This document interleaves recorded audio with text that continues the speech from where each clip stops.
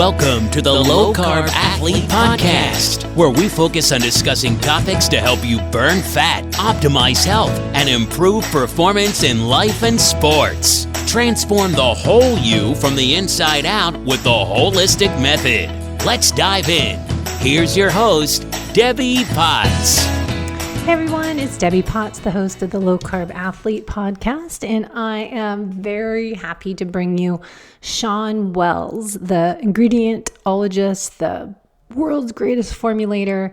He is coming on my show today to dive into his new book called The Energy Formula, and it's a pretty awesome book. I just finished it over the weekend and just had all these questions and topics I wanted to talk to him about on the interview today, but really only had, usually just give 3 to 5 questions to someone in advance, but I had like 10, and that was only first half of his book. So you definitely need to order his book. It's just coming out now this past week on Amazon, and you can get his ebook for only, I think, 99 cents, ridiculous price, or you can buy the hardcover book, which has so much information in it and infographics that you'll want a hard copy book. I'm going to still order one. I don't like reading on an ebook. It's nice to me to be able to tab pages down, fold them down, and highlight and write things in because there's so much information in here. So the new book is called The Energy Formula, as I said, and that stands for experiment, nutrition, exercise, routine, growth, and your tribe.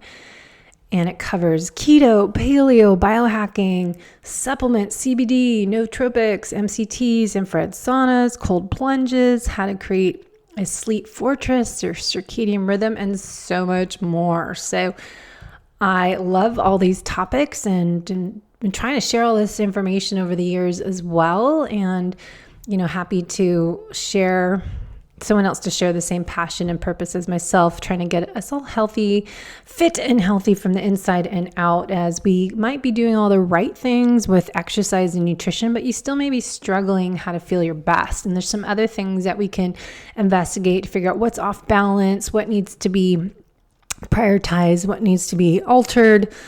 Finding that Goldilocks effect for everything. Less is sometimes more. More is not better.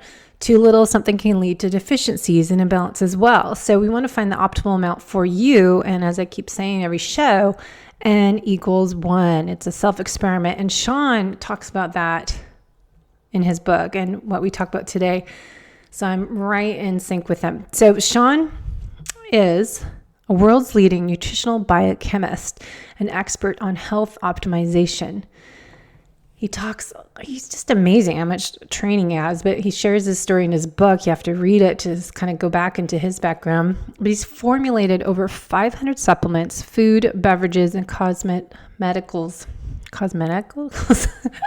and patented over 10 novel ingredients, including Teacrine, Dynamine, and Dihydroburbarine, and is known for the Ingredientologist, the scientist of ingredients. He's formerly a Chief Clinical Dietitian with over a decade of clinical experience. He's counseled thousands of people on innovative health solutions such as keto, paleo, fasting, supplements. He's also personally overcome various health issues as Epstein-Barr Virus, chronic fatigue syndrome, fibromyalgia, depression, insomnia, obesity, and pituitary hormone tumor. So he has had his own journey, as we all have had, and he shares his story, follows his purpose, and is passionate about helping all of us learn the best tricks to become a fat burner, become a health optimizer, and to improve the aging process, which I talk about all the time. Is, what you're doing now, especially as athletes, is it helping your future self? Are you doing anything now that's creating too much stress that you'll damage your cells for your future life?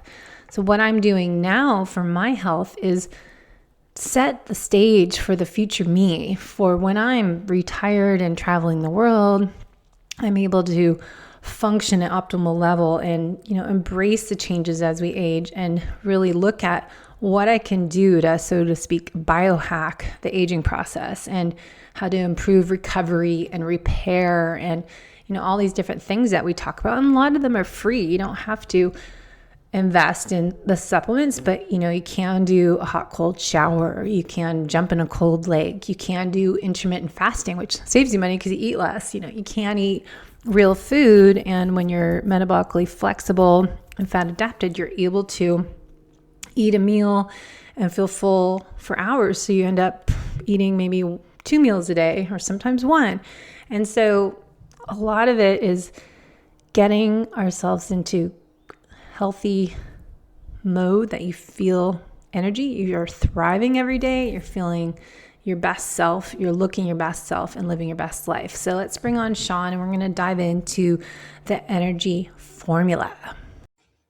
Hey everyone, I'm so excited to dive into my new favorite book out with one of my favorite people to follow that makes me always smile and happy is Mr. Shawn Wells. Hello, with a smile on his face.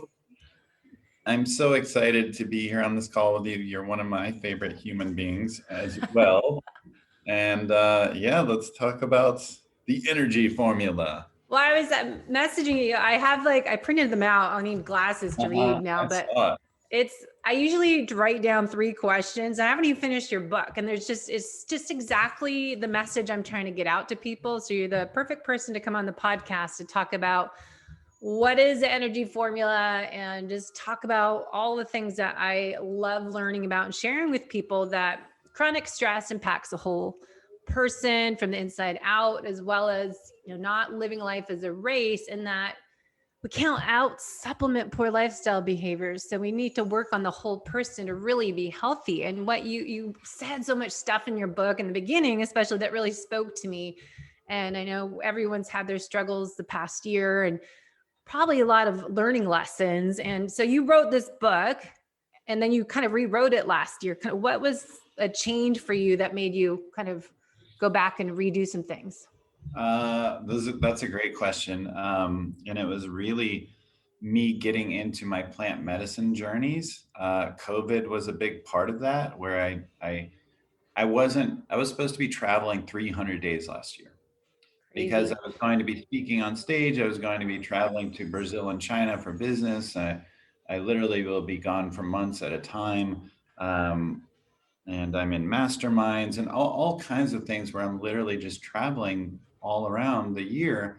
And I wasn't making a whole lot of time for myself. And I was stuck still, even though I'm this great biohacker, supplement guy, all these things, keto, I was still like in achievement mode as like the wounded entrepreneur.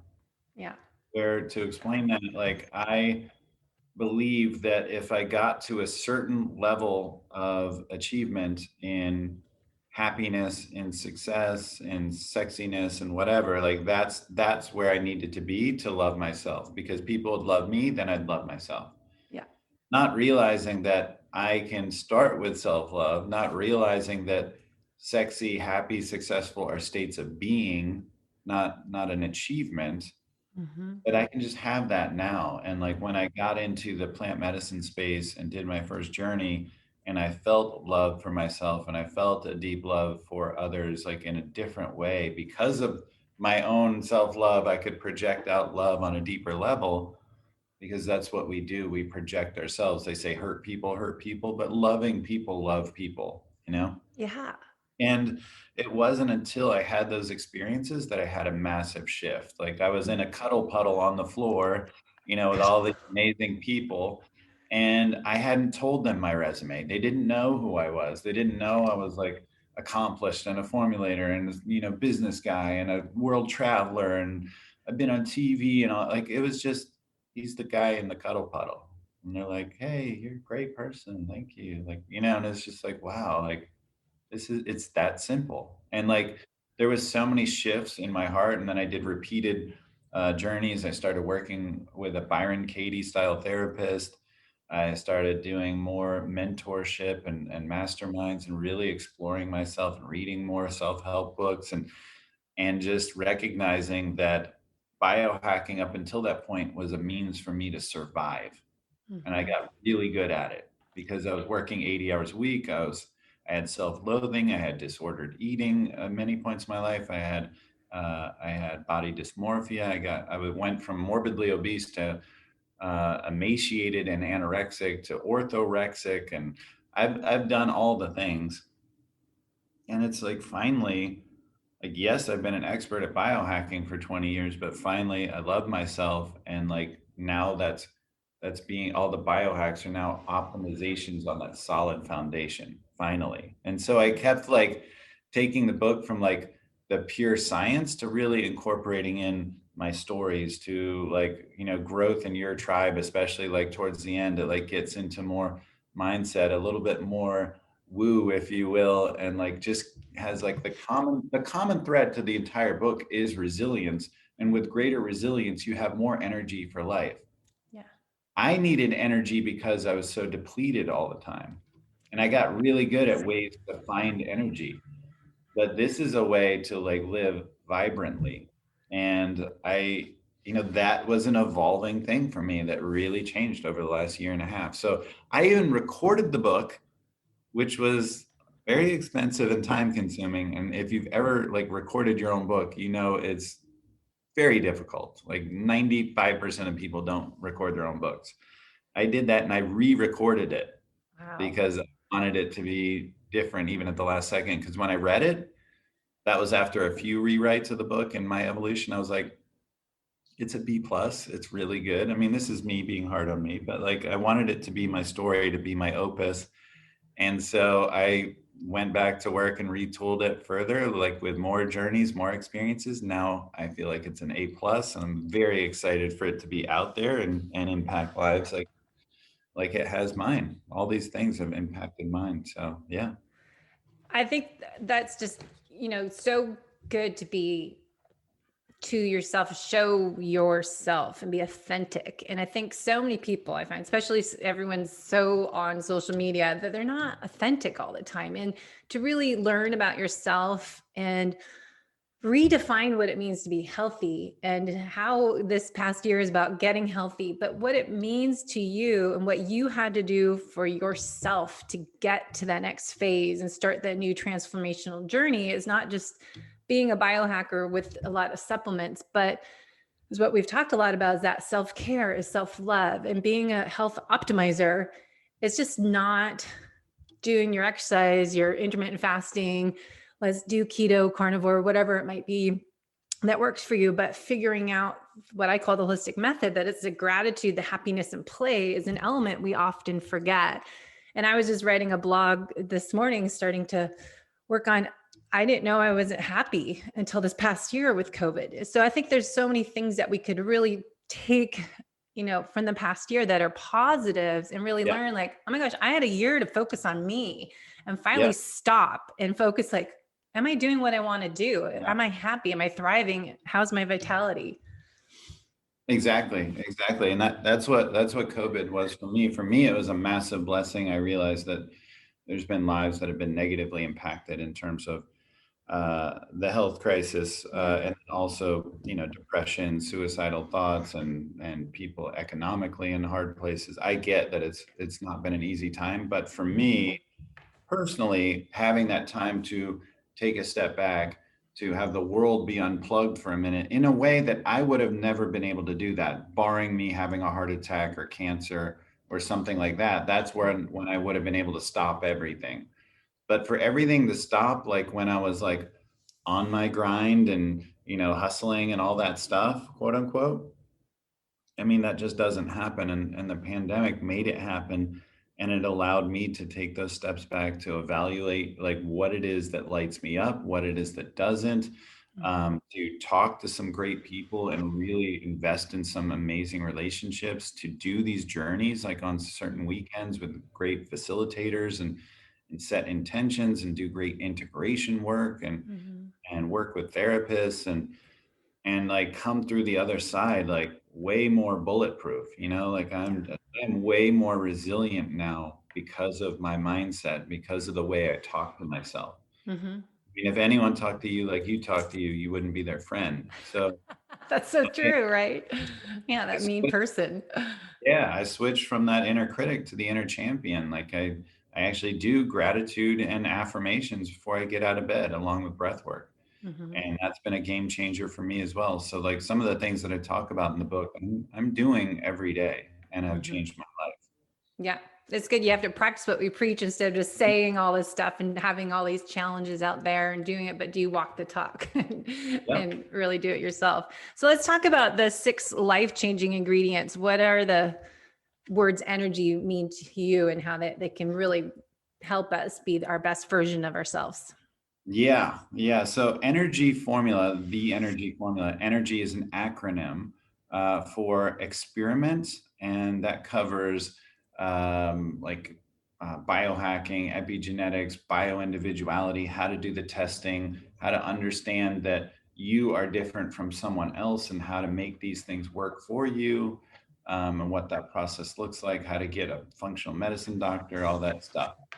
Then the next chapter is nutrition, the N in the energy formula, and it's paleo, keto, vegan, carnivore, going through all of those things, what those look like for you. Do they make sense for you? How to execute on them? What, like, for example, metabolic flexibility is, or, cyclical or targeted ketogenic dieting. With paleo, there's AIP, the autoimmune protocol. Mm-hmm. There's just a lot of discussions that go on there. Like what is the common thread with a well-executed vegan or carnivore diet? It's whole food, and I get into that in there, and so a lot of great stuff there. And then exercise is the E. The next E, get into high intensity interval training versus low intensity steady state cardio.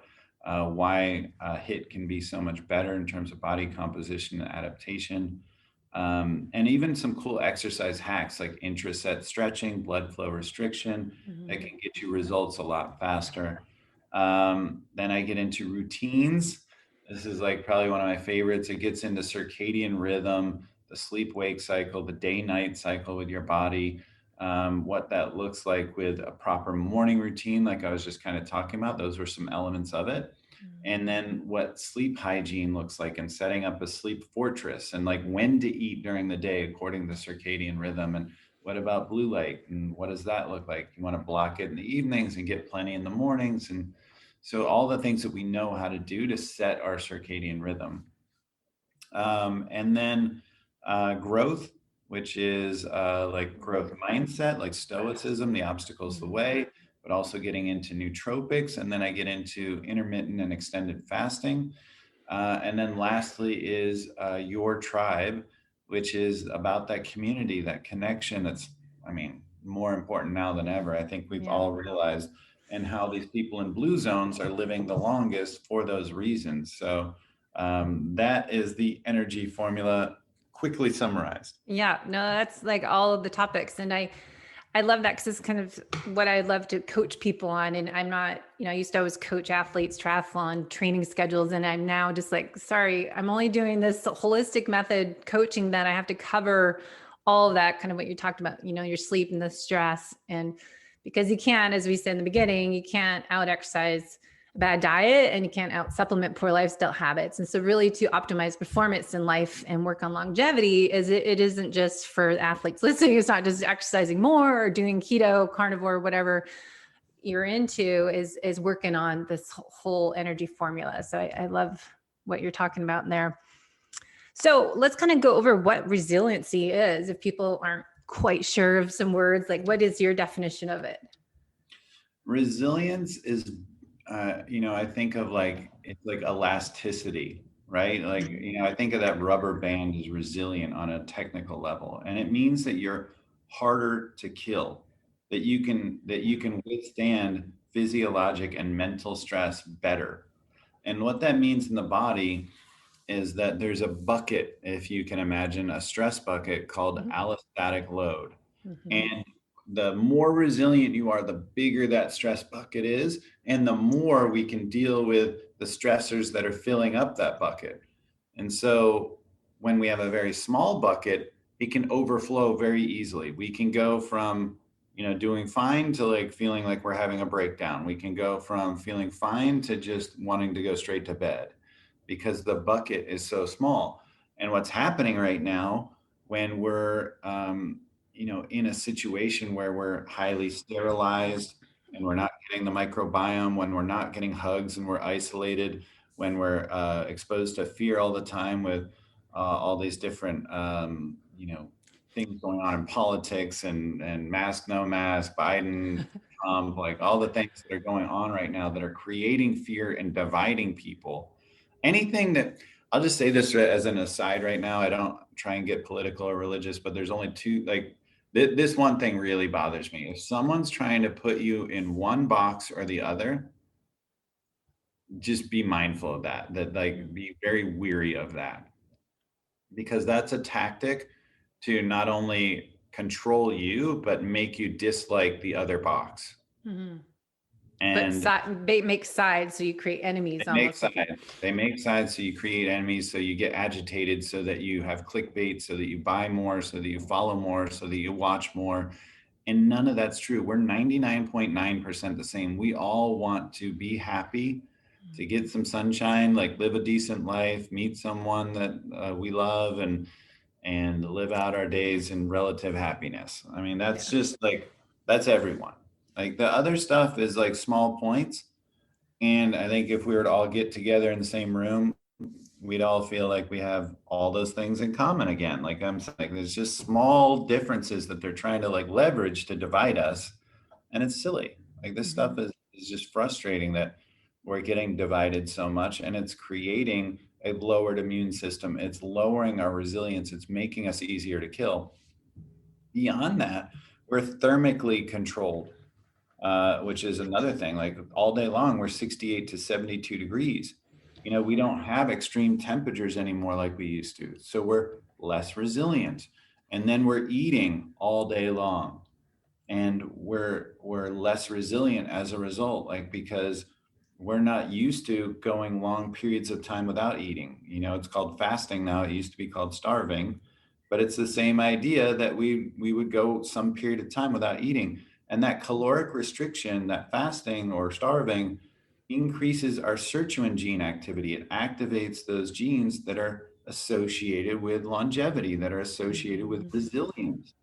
And so like we're becoming easier to kill because we're eating all day long, because we're not getting the proper sleep, we're not doing a good morning routine, we're not dealing with our stress, we're getting isolated, we're getting trapped into dopamine distractions with cell phones, and not having quality relationships or getting any quality work done. We're not even productive anymore. We're just constantly distracted and fearful. And so all of these things are adding up to just a degree of a lack of resilience, of a very small stress bucket. We're getting easier to kill, so to speak. So what you want to do is all the things that I talk about in the book. Get the quality friendships, get the 5 people around you that are really building you up in a variety of ways, like great mentors. You want to have that growth mindset, that stoic mindset where the obstacle is the way. You want to eat a great diet. You do want to get to bed on time every night, sleep hygiene. You want to have a proper sleep fortress where it's the right things in the room that make you think sleep, that make you feel relaxed. It's called anchoring, psychosomatic anchoring. So you don't want things in there in your bedroom that trigger you, or, that make you think work, or make you think arguments, or make you think anything but sleep and relaxation. And all of these things, are going to help with your resilience, like getting like the cold plunges and the hot saunas and the red light therapy. And these are all things that are making you more resilient, making you harder to kill. That's the through line in the book. And I think it's more timely now than ever. For sure. I mean, that's why I feel like, I want to keep sharing this information with everyone, because it's the time of all of our lives that we should be working on this past year. And I just been trying to get that message across. But the difference of acute stress versus chronic stress is what I have always talked about. And you just explained it. It's just that, little dose, or I always used to think of it as a leaky faucet, just drip, or you turn it on, turn it off, turn off. But what happens, we just have this constant ongoing stressors that we don't know how to shut it down. And we kind of get that imbalance in all our body systems. And we're kind of living in that fight or flight or freeze. And we don't know how to go back and forth. So that's kind of what you're talking about, the, stress in the body. The hormesis is what we always talk about in kind of the biohacking world, is what we're trying to get that resiliency built up by having those acute doses, right? Just like on, off, recovery, repair, stress, recovery, repair. Exactly. Yeah. So that's it. Exactly that. Yeah. You want to be in periods, like largely you want to be in states of ease. Otherwise you're in states of disease. Yeah. You literally get disease. You want to be in states of ease with occasional periods of uncomfortability. And that's what you're talking about. And that uncomfortability at times is going to be those hormetic stressors that help you adapt and grow and get stronger. But a lot of times we're in chronic stress, not because of that we don't have food, we don't have the ability to sleep, that we're in a traumatic situation, that we're, that we, are dealing with extreme temperatures and exposure. It's mostly like our own doing, and largely because of the cell phone and the distractions that we have, and that we do get looped in and manipulated and programmed by our cell phones, by our TVs, by all these things that are profiting from our manipulation, and we're staying in a state of distraction. And it's making us stay in that sympathetic nervous system all day long. Yeah. People will say that they're so busy that they don't have time to go to the gym, to, spend time with a friend, to call that friend, to write a letter. I mean, people used to write letters. They used to do all these things, right?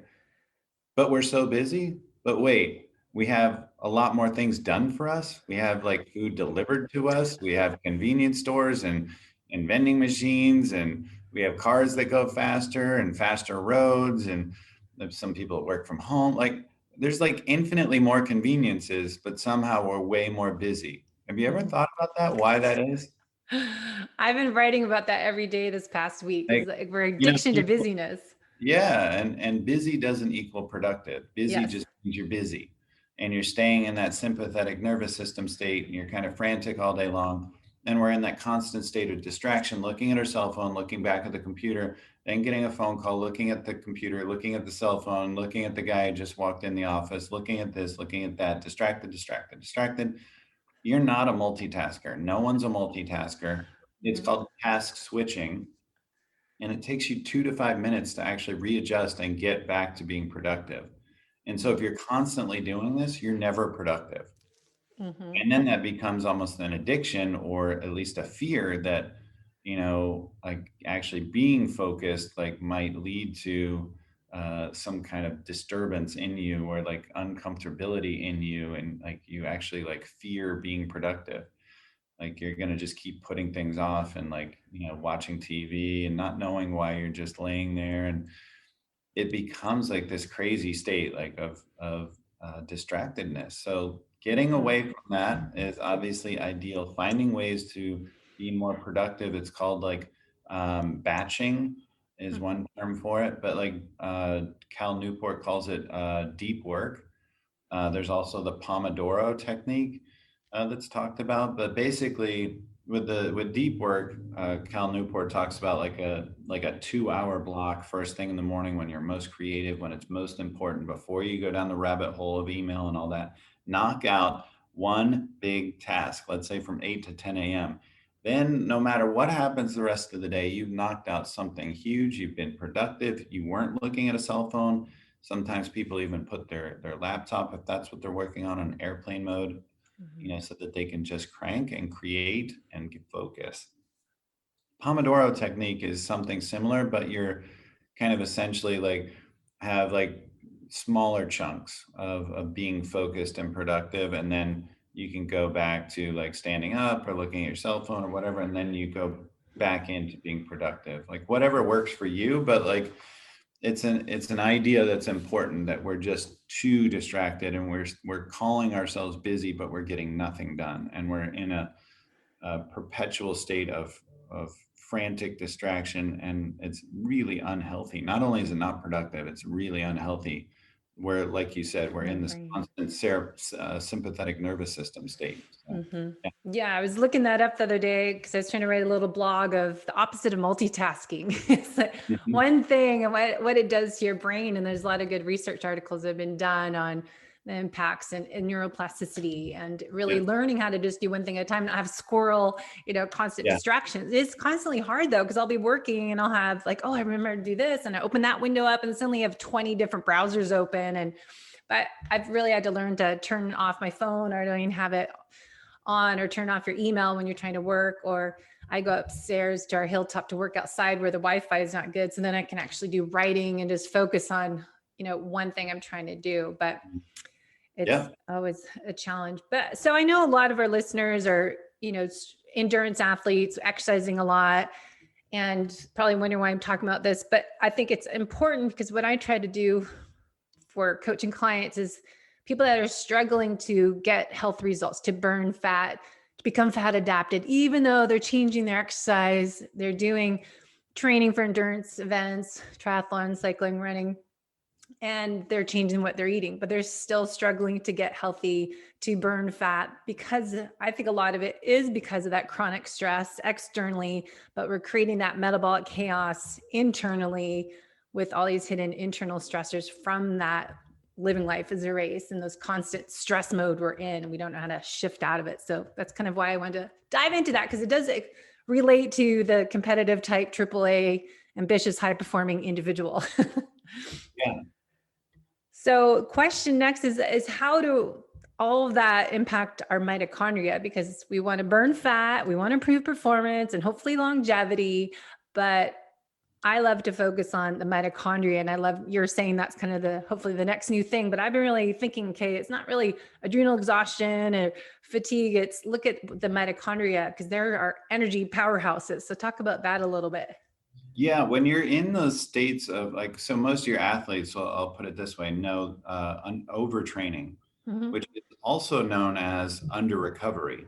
It's the same idea. And Yep. sometimes it helps to think about it not as overtraining, but as under recovering. Mm-hmm. Um, but that's the same with the body. And when you're in these, or it's the same as a mom that's working 80 hours a week and cooking and overwhelmed and whatever. It's your body just knows stress, Yeah. right? And so whether it's stress from working out or stress from your job or stress from fasting or stress from this or that, like it's just stress. And if you have a big enough bucket, you can deal with it. If you don't, it's going to overflow and it's going to put your body into dysfunction. And when it's overflowing, that's you're staying too long in that sympathetic nervous system state. We should have the balance. We should be not only in, like you said, fight, flight, or freeze of the sympathetic nervous system, of the autonomic nervous system, but also the other side is like the parasympathetic, the rest and digest and recover kind of part of it. And so some people are just staying like pushing too hard.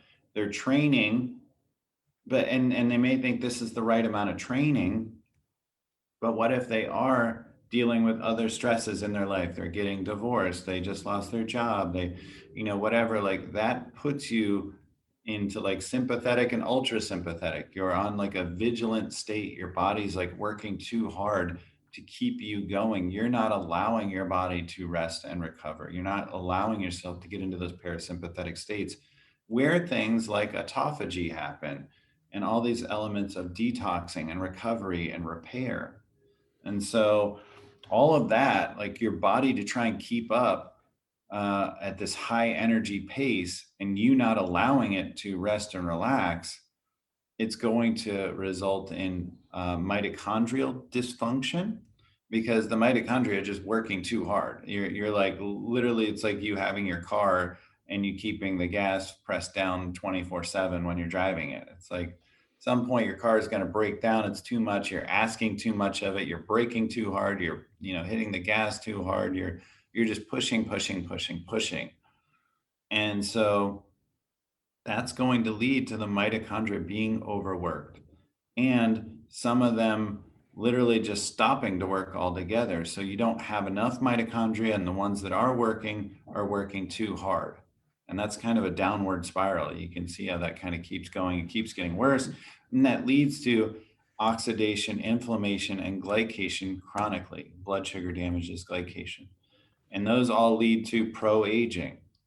And you aging faster biologically than chronologically. And those all lead to more disease states like cancer, like Alzheimer's, like Parkinson's, like coronary heart disease, PCOS. All these things are like metabolic diseases that are correlated to mitochondrial dysfunction. So when we do things that increase our resilience, when we increase the size of our allostatic load, our stress bucket, when we allow ourselves to rest and digest and get into parasympathetic states and states of ease, to be in that flow state, which I think of with ease, but have occasional periods of discomfort, that hormetic stress to grow the stress bucket, and then, we can be resilient. But otherwise, like we're in a state of overtraining, whatever that means to you, even if you're not athletic. Yeah. It's kind of overtraining and under recovering. It's Mm-hmm. very simple.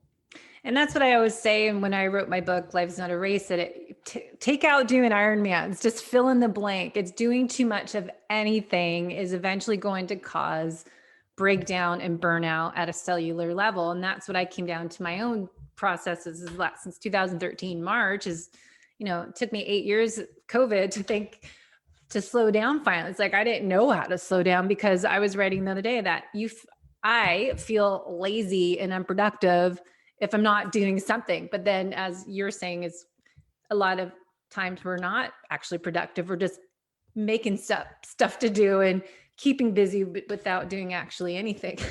So it's that constant busyness. If you're exercising too much, but then the rest of the day you've got, like I owned my own fitness studio for 10 years, luckily closed it in 2018 finally, but it's that constant stress of finances. And if you're running your business or working for someone, it's just, how we respond to that stress is part of it, and how to deal with it better. But it just all accumulates into that beaker of stress and overfills it. But how can we manage it differently? Or, how can we improve the function of our mitochondria if we are working out and, we have to change our lifestyle behaviors, but what else can we do to reverse that damage almost that we've done to ourselves? Yeah. So going back to high intensity interval training, that will help with mitochondrial biogenesis, as does things like fasting, as does keto, and a number of things I discussed in the book. But specifically, if you wanted to get into supplements, there's some things that will support mitochondrial health there. You probably heard of things like PQQ and CoQ10, Yep. support the mitochondria and electron transport chain. CoQ10 in that you reduced form, ubiquinol. All this stuff is in my book if I go fast. And it's only 99 cents. Has 400 pages, over 100 scientific citations, 60 full color diagrams. The book's actually full color front to back. So if you buy the hardcover, it's $39.99, but it cost me $39.80 to make. Literally full color front to back. And a lot of good images, by the way. I love the graphics. Yeah, there's surveys in there to assess your performance. There's chapter summaries with bullet points. There's resource hacks that go through all the tips, techniques, the devices that are summarized. There's formulators corners that have all the supplements, the brands, the doses. So like you can literally just open this book anywhere and just get stuff you want, and it's not overwhelming at all. That said, moving on into supplements, and you go to energyformula.com and you get all that stuff. And you also get like a fasting for energy guide and a hidden chapter on natural movement. All that stuff's free. So also beyond that, NMN, nicotinamide mononucleotide. I feel like that's much better than NR, nicotinamide riboside, also called True Niagen. Dr. David Sinclair, Dr. Rhonda Patrick, Dr. Peter Attia, I think would agree with me. The NMN is probably the best way to boost NAD levels orally. IV NAD is amazing if you can afford it, and if you want 3 to 6 hours of kind of feeling nauseous, it can certainly help you, but it's not an enjoyable process. And then beyond that, I love some of the polyphenols. These are really interesting, something I get into heavily in the book. Um, there's some polyphenols that increase NAD levels, and as we age, NAD goes way down. So this is really important for mitochondrial health and cellular energy, and they're important for activating those sirtuin genes. They're literally like a component of that. So NAD is like one of the top ways we can have more cellular energy and slow aging. And so, and as we age, NAD declines pretty rapidly, and NAD gets catabolized faster. So we're not making as much, and we're breaking it down faster. And so there's some polyphenols that help boost NAD levels that would help with that NMN. And probably the best one, according to research, is FISSN. And that comes from strawberries and some other things, but you can buy it as a supplement. And then on the other side, for inhibiting NADAs, the enzyme that's breaking down NAD, it's also called CD38, is my favorite one is probably apigenin, and that comes from parsley. And so that's going to keep NAD levels high if you're taking both of those. Quercetin actually works on both. It has really low bioavailability, but you can get a liposomal quercetin. So that's something that I'd recommend. And then my last one that I'd say for mitochondrial health is a really unique antioxidant that is being considered for vitamin status because you don't make it. And what's interesting is that you have a unique transporter system in your body and storage for it. And it's called ergothioneine. It's a trace amino acid that occurs naturally in organ meats, in beans, and mushrooms. And this amino acid literally protects the mitochondria, boosts your immune system. And it's just profound in that we have this transporter system and storage system for it in our body, and yet we don't make it. So our bodies are meant to use it, but we don't make it. So it's something that's, I think, really critical, and we're going to get a lot more research in. But those would be some things that I would do to boost mitochondrial health.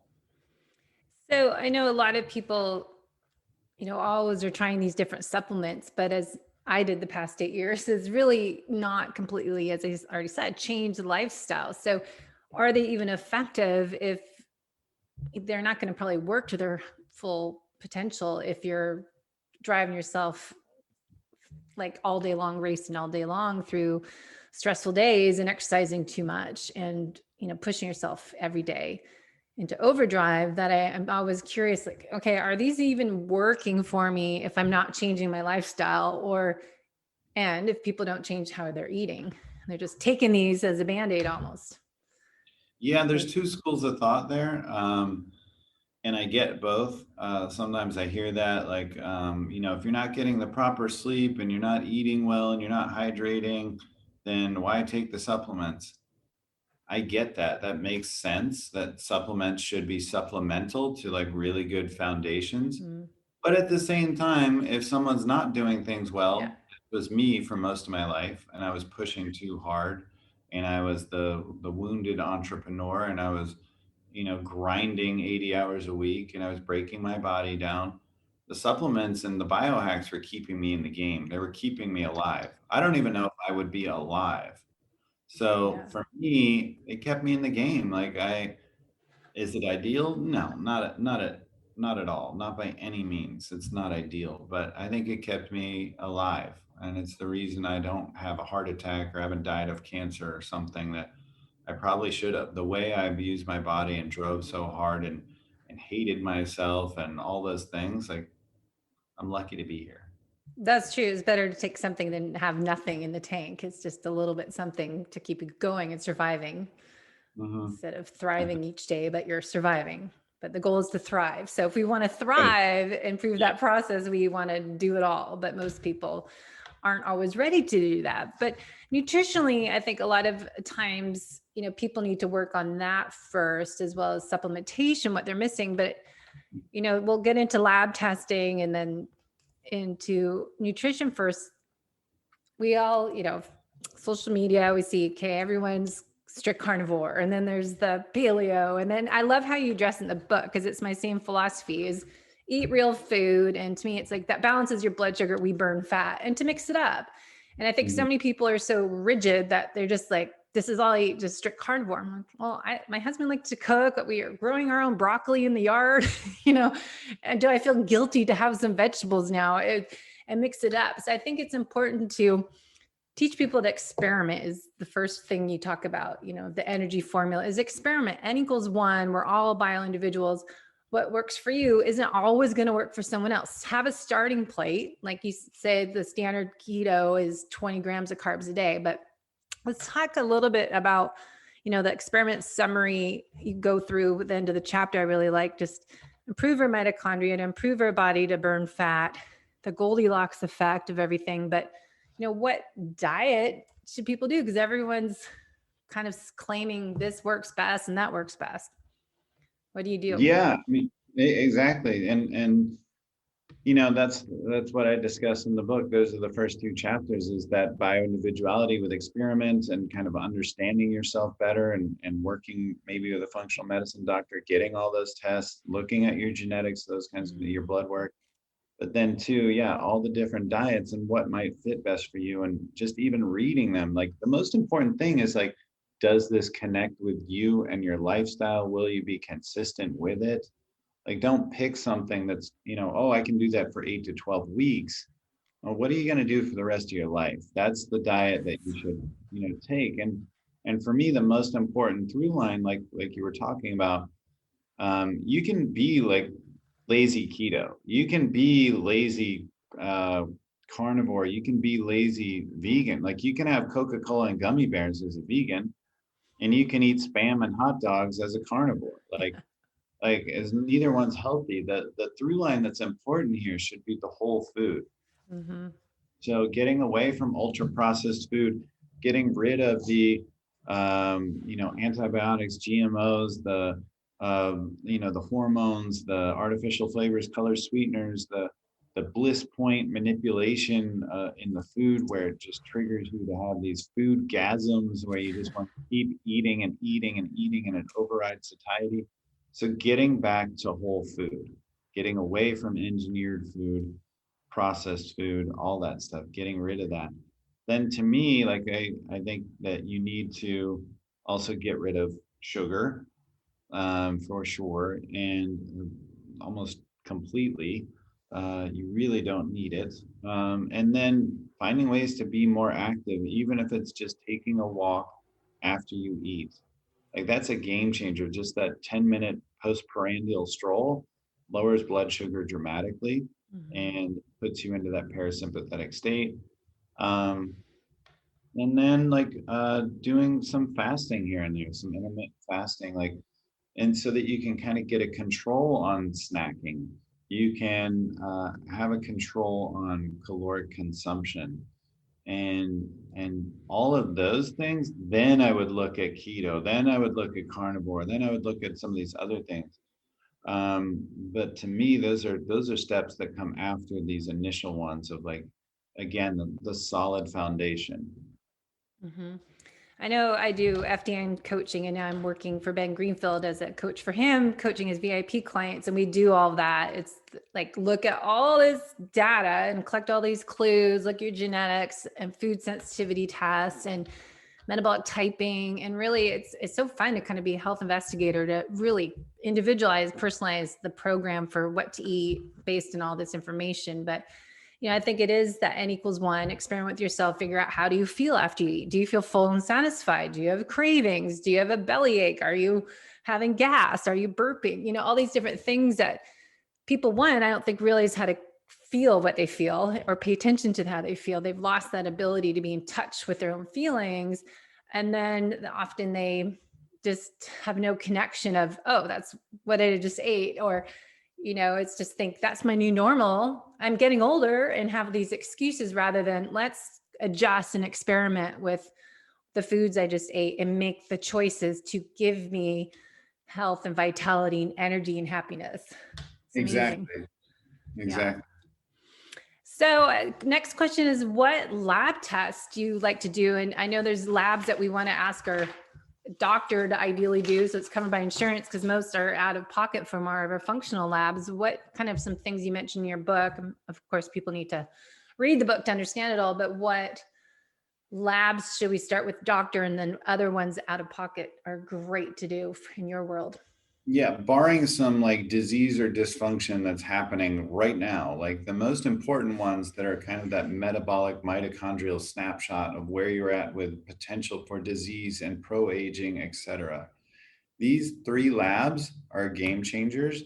I feel like would be profound for understanding your health and working with your physician on that. And it's frustrating to me because we're talking about maybe $100 in labs that we could do every 6 months and have a really good understanding of where we're at metabolically, in terms of aging and disease and all those things. And we're not looking at them. So it's CRP, C-reactive protein for inflammation. It's hemoglobin A1C for blood sugar, and it's oxidized LDL for oxidation. These aren't expensive labs. These aren't complicated labs. You probably heard of them. But CRP, we're only looking at when we have like coronary heart disease already. Hemoglobin A1C, we're only looking at once we're diabetic. We're not looking at pre-diabetes or, even before that. Like, are you trending towards that? Like, we're not looking at those things, or what's going on because there's stress in your life. I see that inflammation's up, glycation's up, oxidation's up. What's going on? Oh, I'm getting a divorce right now, blah, blah, blah. Okay, like let's look at that, because that could set you up for a heart attack. That could set you up for diabetes. That could set you up for these things, and you're not looking at it. Or maybe you should cut back on your training during this stuff, or maybe you should get more sleep or have more nutrition, more calories during this time. These kinds of things. And we're not doing that with whoever we're working with, a functional medicine doctor, or, health coach, or whatever it is. We're not doing that. And so oxidation with oxidized LDL. And then there's a couple others that I would recommend on top of that if I was to expand it a little bit. I think vitamin D is just so critical. Yes. In terms of health, the immune system, the hormonal cascade. It's a hormone, not just a vitamin. Like it's just so implicated in nearly everything to do with your health. And most people are, I think about 75, 80% of the population is deficient in it. So tracking that, and there's a variety of forms and steps kind of in the body to get to the active form. So, understanding vitamin D would be really important. And then in cardiovascular, by the way, I hate cholesterol. I think it's like one of the worst things that you can look at. The data is horrible. The higher your total cholesterol, the longer you live, flat out. That's what the data shows. So it's really annoying that we look at HDL, LDL, total cholesterol, they're calculated numbers. It's insane. LDL is not the bad cholesterol. There's a low density. There's like a small dense LDL that is not good for your heart health. But the large fluffy LDL is actually great for your heart health. So a lot of this stuff's misunderstood. If you need to do cholesterol, if a physician's pushing on that, get something called an NMR test or a VAP test where you do a deep dive into what's called the subfractions. All that said, there's one that stands out to me, speaking of cardiovascular health. Like, this one marker is like a really good one to get a snapshot of how your cardiovascular health is doing. It's called LPA, lipoprotein A.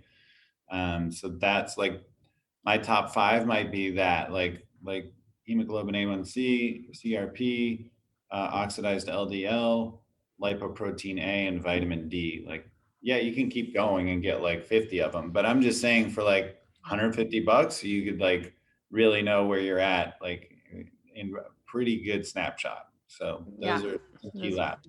Those are good ones.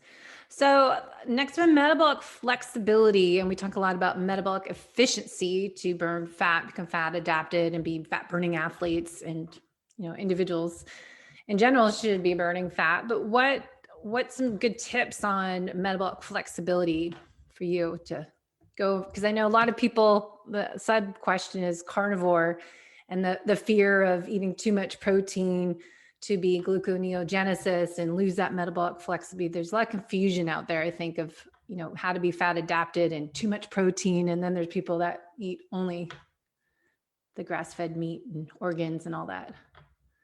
Yeah, and I think if you're going to be carnivore and you want something that's well structured, it needs to be more nose to tail. You need to get the Mhm. collagen from the connective tissue, from the skin, from the joints, from the ligaments, from the bone marrow, etc. You need to get all the vitamins that are in the organs. You know, like you can't just eat the muscle meat because that's not being a carnivore. Like you don't see like a lion just eat like the muscle and then run off. You know, I mean, it's they're eating more nose to tail, and that's where we get that full nutrition. Again, it's similar to a vegan. Like if they're just eating like a few things and not eating like a broad, well-structured diet, then they can run into issues of health as well. Doesn't matter whether it's supposed to be the miracle either way of whether it's all plant-based or it's all animal-based. They both can be great, they both can be terrible. It just depends on how you put them together and how they're structured. When it comes to gluconeogenesis and eating too much protein, I do agree that there's a potential for that. But I also think that like when you have fat with the protein, it's going to slow that potential down. And two, I think your body gets really adapted to oxidizing that protein and dealing with it better using that small amount of glucose that it might convert it to in a healthy way and help you maintain metabolic flexibility if you were carnivore. So it's hard to say. There's going to be a lot of variance from person to person on that, on the gluconeogenesis and protein thing. Mhm. There's just diet variability, individual variability, but it's something to be aware of. Like if you were to wear like a CGM and a continual glucose monitor, I you love could that. be aware of it. I mean, is protein from a whey protein shake going to be different from like a fatty steak that's fairly high in protein? Yeah, like whey protein is going to like potentially spike, blood glucose a little bit. But because that's like in its purest form, it's fast absorbed, etc. But is it different when you have like the fatty steak that's slowing it down and, you have to break down the tissues and all that stuff? Yeah. Like so it's different. It's not just grams of protein. You got a bunch of grams of protein, it's going to convert into glucose. I mean, this is always the case. It's not that simple.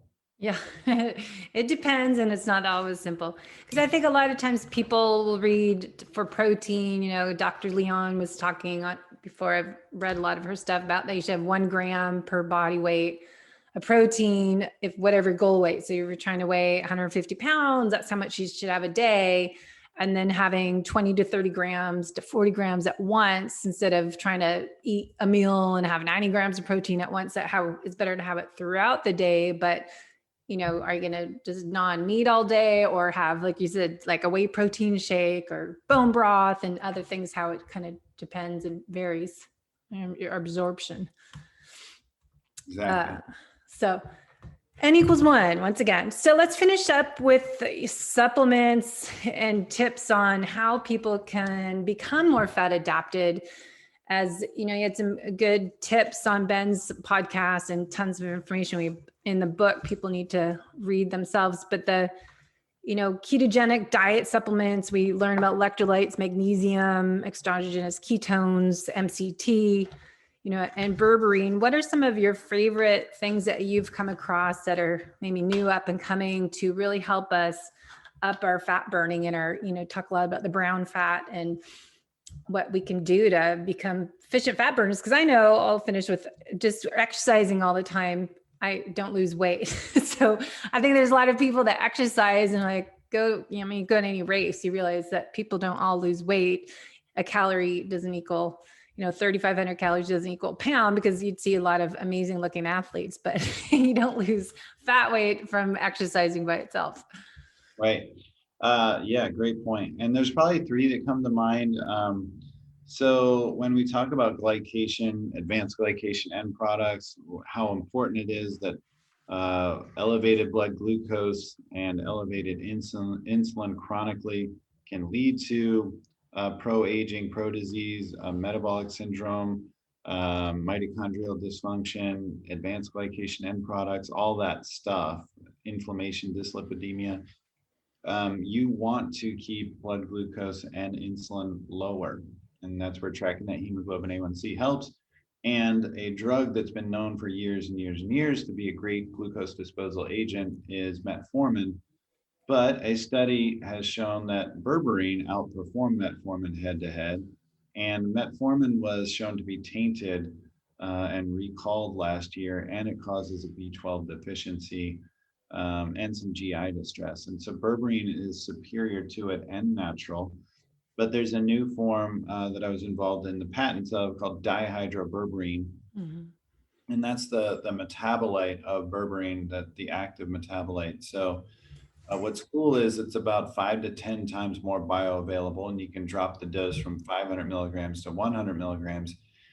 And it lasts about twice as long in the plasma. So you can, instead of using it 3 times a day, use it about twice a day. And so a much lower dose, doesn't have the B12 issue, doesn't have the GI distress. And it's, to me, the most powerful thing that you can use for anti-aging.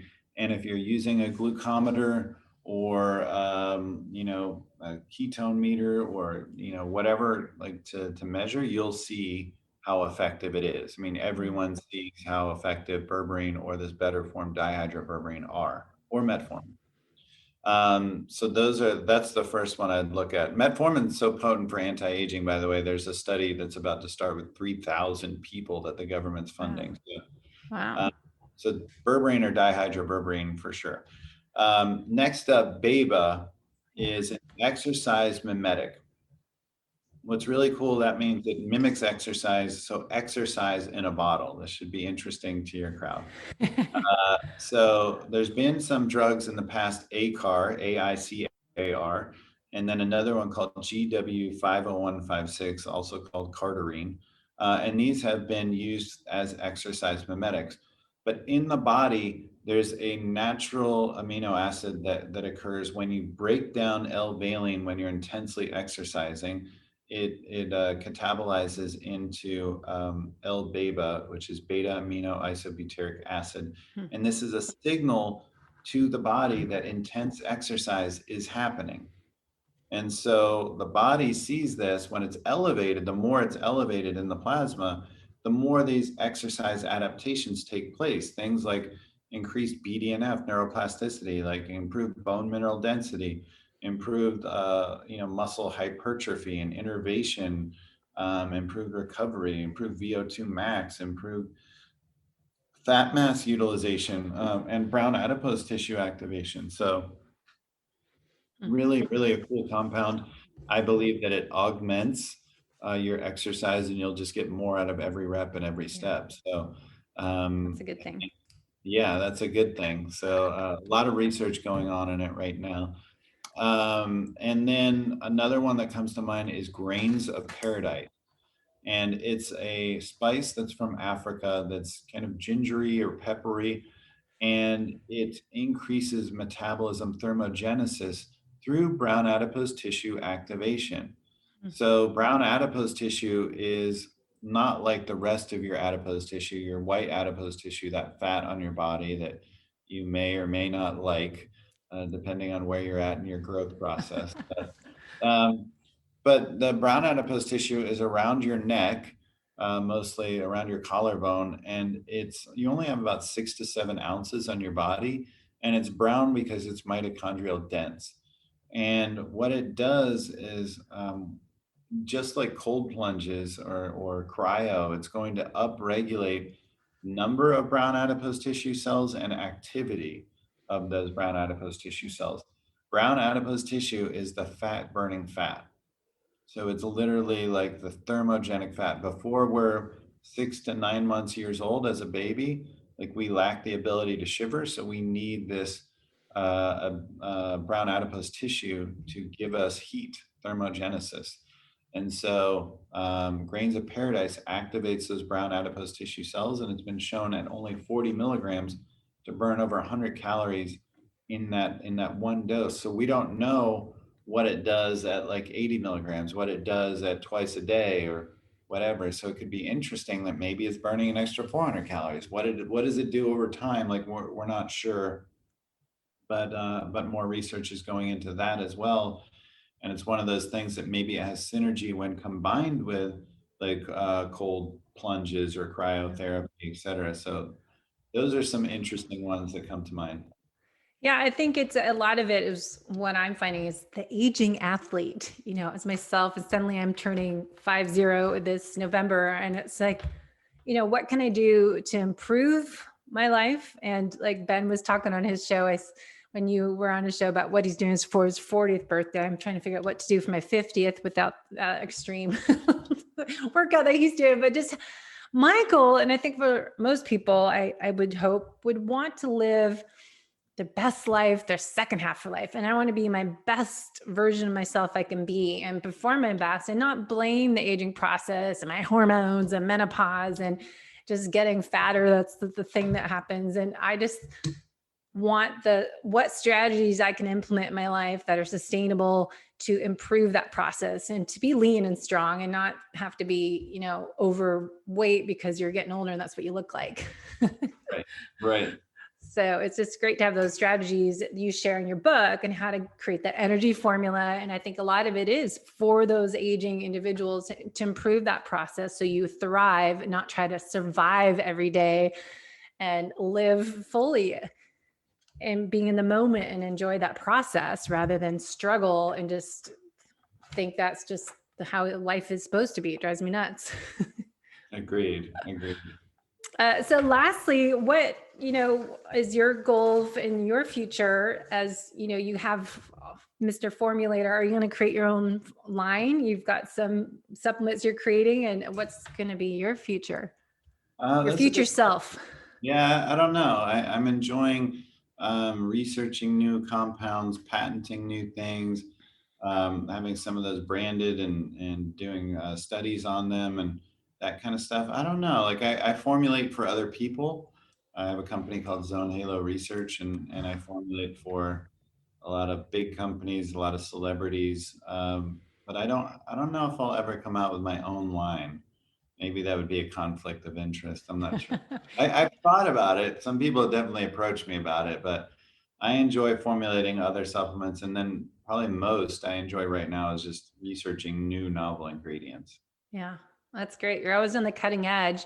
So I don't know if you want to answer this, but if you got COVID, did you have your own kind of supplement line that you would get if you were ready for it just because you're traveling and doing things? Do you have your own protocol you do for yourself? Yeah. So I would use liposomal vitamin C, higher dose, like, up to 5 grams a day. You can't really get above a gram without getting GI distress of regular ascorbic acid. So liposomal is preferred. Zinc, I like the OptiZinc form. You can take 50 to 100 milligrams a day for 2, 3, 4 weeks, but don't stay at that level for too long. That's just too high of a mineral load. Normally you should be like in the 15 to 30 milligram range. AHCC is probably one of my favorite immune system compounds. It comes from mushrooms. It's called active hexose correlated compound. It's expensive, but this stuff brings me back like when I'm plummeting and I feel my body crashing. It works better than anything I've seen. It has great research. Monolaurin, which is from coconut oil. The C12 is antiviral and antibacterial, and been found to bolster the immune system as well. And this is kind of the optimized form of that, and it's called monolaurin. And then I also like the amino acid L-lysine.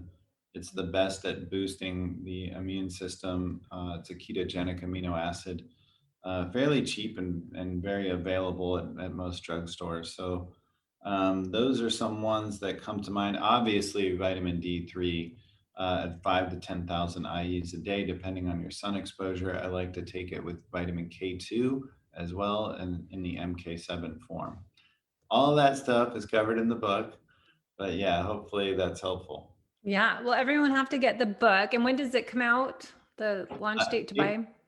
Yeah, April 1st. You go to energyformula.com, you get all the bonuses, the Fasting for Energy guide, the live Q&As, there's a recipe book, there's a hidden chapter on natural ancestral movement, and then you're getting the whole actual book for 99 cents. That's kind of insane through April. Crazy. And yes, you can get a hardcover. That is $39.99, like I said, but it cost me $39.80 to make it. It's full color front to back with tons of full color diagrams. And I will have an Audible out in a month or two. I finished recording that. It's getting edited, so that'll be out sometime soon. But I love the support. I'm not making any money. I've spent a ton on it.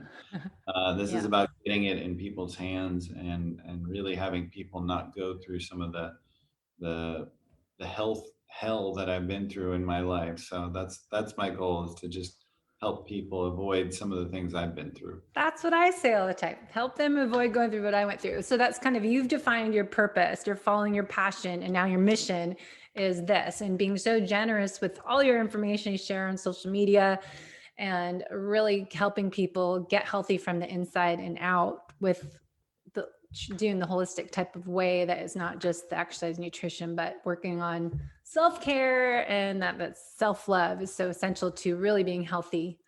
So I appreciate it. Yeah, no problem. All right. Well, thank you for having me on. Everyone go to energyformula.com. You can follow me on Instagram at Shawn Wells, ShawnWells. And I have a website that has tons of free guides, has cool newsletters, recipes, ShawnWells.com. So you can find me on all those places. And I've been doing Clubhouse, and I'm at Biohacking on Clubhouse. So I just signed up for that yesterday. I'm like, another distraction. I'm not big on all these apps, and I try to stay away. I'm like, oh my God. I love this one. This is probably my favorite because I can really just focus and help people with great information and not like, it's much different than something like Instagram. I haven't figured it out. I just signed up yesterday because people keep asking me. I'm like, okay. And now I'm like, I have no idea what this even is. I'll have to work on my tutorial. So I'll check it out.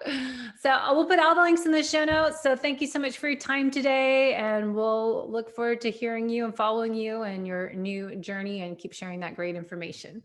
All right. Thank you, Debbie. Thanks for having me on. Thanks for listening to the Low Carb Athlete Podcast. If you have any questions, feedback, or topic suggestions, let us know on Facebook or at debbiepotts.net. You can help us to continue to grow by leaving a review on iTunes. Thanks again, and we'll see you next time.